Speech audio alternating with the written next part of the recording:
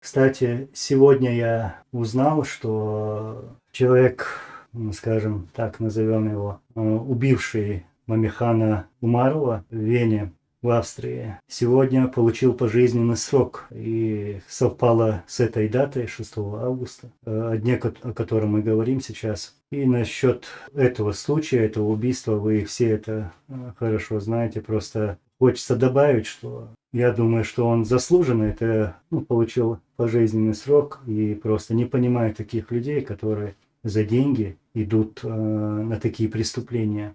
И потом хотят принести эти деньги себе домой, своим семьям, раздать, купить что-то. И хорошо, что вот все эти случаи, события в Германии, в Австрии несколько раз, местная полиция смогла поймать этих людей, вот, как мы видим, осудить и дать им этот срок.